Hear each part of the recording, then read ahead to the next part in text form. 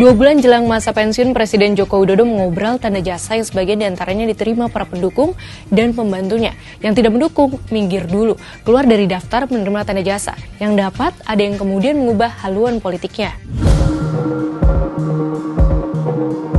Presiden Joko Widodo Rabu 14 Agustus 2024 sore memberikan tanda jasa dan kehormatan kepada hampir semua anggota Kabinet Indonesia Maju dan tokoh lainnya sebanyak total 64 orang.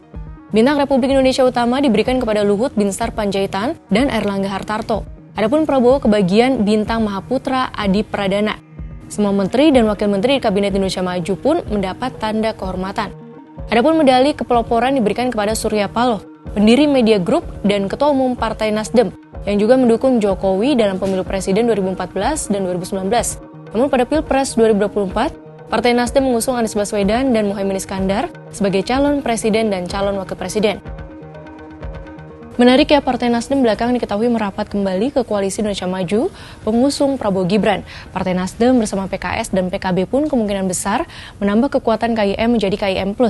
Bahkan Surya Paloh menyebut jika dalam Pilkada Jakarta akan ikut pilihan KIM.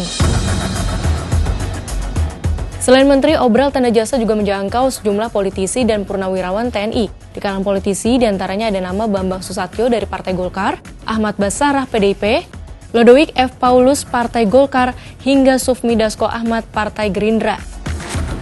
Sementara purnawirawan yang kebagian tanda kehormatan antara lain mantan Panglima TNI Purnawirawan Jenderal Andika Perkasa, mantan Panglima TNI Purnawirawan Laksamana Yudo Margono, mantan KSAD Purnawirawan Jenderal Dudung Abdurrahman, mantan KSAU Marsikal Purnawirawan Fajar Prasetyo, dan mantan Kapolri Purnawirawan Jenderal Idam Aziz. Hanya beberapa orang di luar lingkungan kekuasaan dan partai politik yang mendapatkan penghargaan.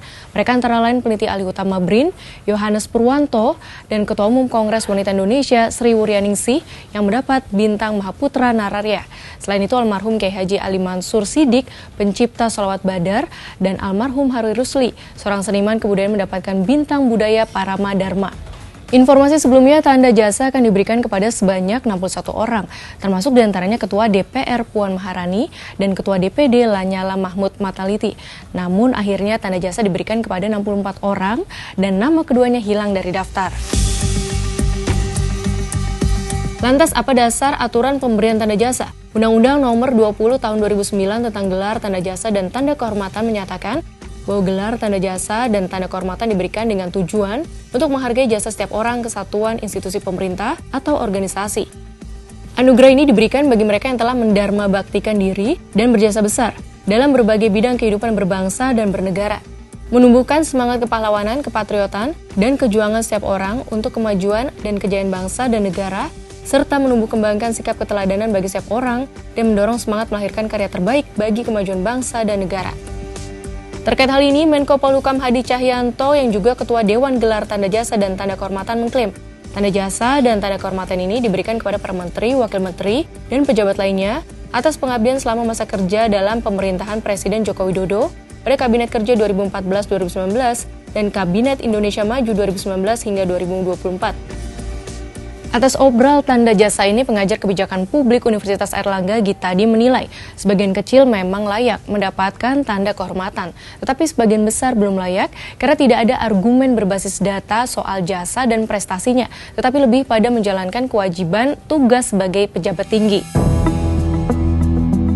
Akibat pemberian tanda jasa dan kehormatan yang diobral, penghargaan dan pengakuan publik terhadap tanda-tanda jasa tersebut akan turun karena bersifat massal dan kriterianya tidak transparan. Nilai kehormatan tanda jasa bakal memudar. Selain itu ada derajat subjektivitas tinggi.